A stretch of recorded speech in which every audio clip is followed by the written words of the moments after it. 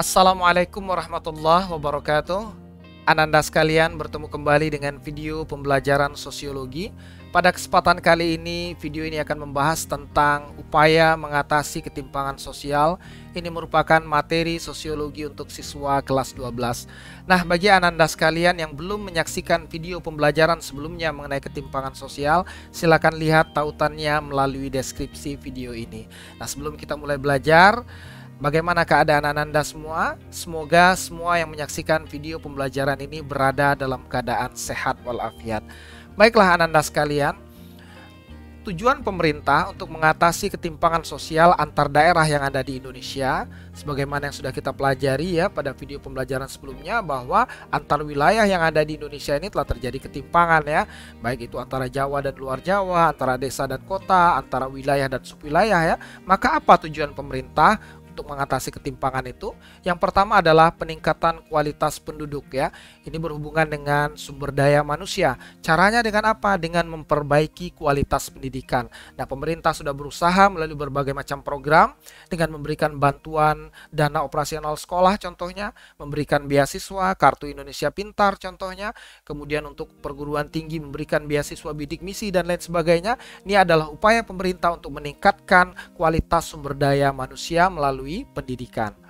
Kemudian yang kedua adalah peningkatan fasilitas kesehatan, baik tenaga medis maupun peningkatan pelayanan kesehatan dengan melakukan pemberdayaan kelompok masyarakat. Nah, selain pendidikan, aspek yang terpenting yang kedua adalah aspek kesehatan. Ya, bagaimana kesehatan ini bisa, ya pelayanan kesehatan ini bisa dirasakan oleh seluruh lapisan masyarakat ya. Seluruh lapisan masyarakat, bukan hanya orang yang ada di kota, namun sampai ke pedesaan, bahkan sampai ke pelosok desa. Nah, ini adalah tujuan pemerintah yang kedua, peningkatan fasilitas kesehatan. Nah, sekarang kita akan mempelajari upaya-upaya yang dilakukan pemerintah dalam mengatasi ketimpangan sosial di masyarakat. Apa saja upaya yang sudah dilakukan? Nah, yang pertama tadi sudah kita bahas mengenai bidang pendidikan, bahwa pendidikan merupakan salah satu cara untuk meningkatkan status sosial, bahkan disebut dengan sosial elevator ya. Bagaimana dengan pendidikan seseorang bisa menaikkan status sosialnya, bisa berada atau bisa naik ke lapisan sosial yang lebih tinggi. Nah, pendidikan ini merupakan aspek yang terpenting karena berhubungan dengan peningkatan sumber daya manusia. Kemudian yang kedua adalah pemerataan penduduk. Ini juga sudah dilakukan oleh pemerintah. Mobilitas geografis adalah perpindahan penduduk dari satu daerah ke daerah lain. Pemerintah mengadakan program tersebut dengan tujuan mengendalikan jumlah penduduk di suatu daerah. Adanya pemerataan penduduk juga harus diikuti dengan pembangunan. Nah, seperti yang Ananda ketahui bahwa pemerintah sudah melaksanakan program yang seperti program yang namanya transmigrasi ya. Transmigrasi dengan tujuan agar penduduk di Indonesia ini merata. Dilakukanlah penyebaran penduduk atau perpindahan penduduk dari wilayah Jawa ke luar Pulau Jawa seperti ke Pulau Sumatera. Nah, ini adalah salah satu bentuk pemerataan penduduk. Namun harus digarisbawahi, pemerataan penduduk itu saja tidak cukup. Dibutuhkan yang namanya pemerataan pembangunan. Kemudian yang ketiga adalah menciptakan peluang kerja. Nah, ini juga merupakan aspek yang terpenting ya. Pekerjaan merupakan salah satu aspek fundamental dalam kehidupan ya. Pekerjaan, melalui pekerjaan seseorang bisa mencukupi kebutuhannya, bahkan jika itu memungkinkan seseorang bisa menaikkan status sosialnya melalui pekerjaan yang ia miliki. Nah, bagaimana jika peluang kerja itu tidak ada atau jika peluang kerja itu sangat kecil? Nah, ini tentu saja akan mempersulit bagi masyarakat ya, atau semakin memperlebar ketimpangan sosial yang terjadi. Nah, untuk menciptakan peluang kerja ini masyarakat harus bisa ya menciptakannya sendiri ya.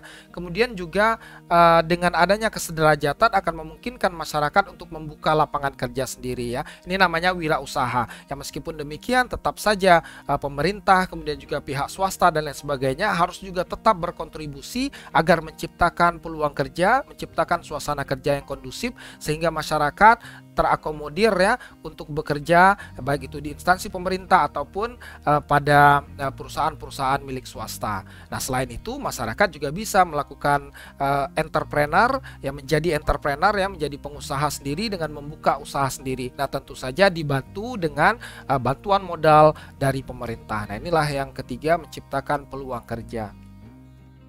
Kemudian yang keempat, meminimalisir korupsi.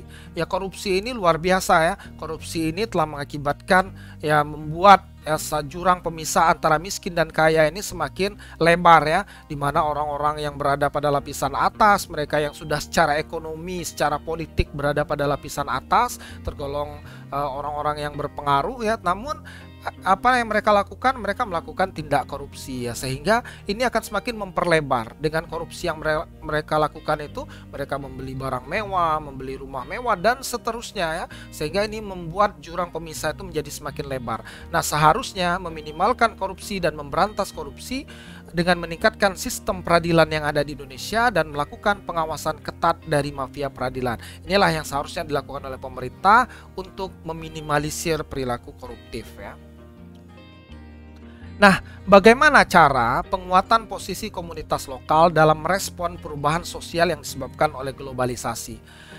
Andre Gunder Frank menyimpulkan bahwa keterbelakangan negara-negara dunia ketiga disebabkan oleh hubungan ketergantungan ekonomi kepada sistem kapitalis internasional.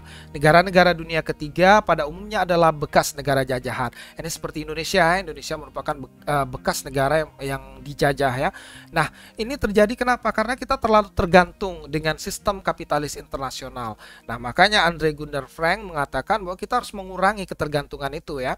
Nah, bagaimana upaya yang kita lakukan ya agar masyarakat kita ini berdaya sehingga ketimpangan sosial itu dapat dikurangi. Nah, ada 3 cara. Yang pertama adalah menciptakan kondisi yang kondusif yang mampu mengembangkan potensi komunitas lokal ya, yang mampu mengembangkan potensi komunitas lokal. Nah, kita harus berupaya ya agar kita tidak terlalu terpengaruh dengan ekonomi kapitalis dunia ini ya. Kita harus menciptakan ya suasana yang kondusif dalam kehidupan masyarakat ini agar potensi-potensi komunitas lokal itu bisa berkembang. Nah, bagaimana cara menciptakan situasi yang kondusif ini? Tentu saja dengan memotivasi masyarakat, dengan memberikan bantuan, dengan memberikan peluang agar potensi-potensi lokal ya, kreativitas-kreativitas masyarakat ini bisa berkembang dan bisa menjadi sesuatu yang produktif, sesuatu yang menghasilkan ya, sehingga produktivitas lokal kita bisa bersaing bukan hanya di tingkat lokal, namun juga produk-produk lokal kita ini bisa bersaing di taraf internasional. Yang pertama. Yang kedua, memperkuat modal atau potensi sosial masyarakat demi meningkatkan mutu kehidupannya. Nah, setelah menciptakan kondisi yang kondusif, masyarakat ini juga membutuhkan modal ya. Maka pemerintah ya atau pihak-pihak yang terkait harus berupaya untuk memberikan modal bantuan agar masyarakat ya terutama yang berada pada lapisan bawah dapat meningkatkan taraf kehidupannya melalui modal yang dimiliki. Nah, kemudian yang terakhir adalah mencegah dan melindungi agar kekuatan atau tingkat kehidupan masyarakat yang sudah rendah tidak semakin terpuruk.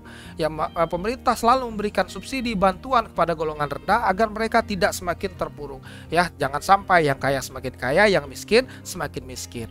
Nah, bagaimana relasi antar komunitas lokal ini bisa diperkuat ya? Maka diperlukan 2 hal. Yang pertama adalah membangun dan mengembangkan jejaring sosial sebagai wahana pengembangan partisipasi dalam masyarakat. Yang kedua, peran pemerintah sebagai fasilitator dalam pengembangan partisipasi dan aspirasi masyarakat. Dan yang pertama adalah mengembangkan jejaring sosial.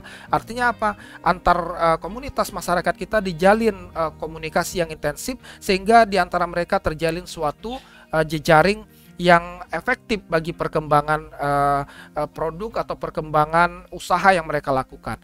Kemudian yang kedua, pemerintah harus berperan sebagai fasilitator, artinya membantu masyarakat mengembangkan dirinya agar masyarakat ini dapat berkembang secara ekonomi ya, secara sosial agar taraf kehidupan mereka bisa menjadi lebih baik. Nah, Ananda sekalian, terima kasih sudah menyaksikan video pembelajaran ini. Jika kalian merasakan materi ini bermanfaat ya silakan subscribe channel ini sekarang juga. Terima kasih, kita bertemu lagi pada video pembelajaran berikutnya. Wassalamualaikum warahmatullahi wabarakatuh.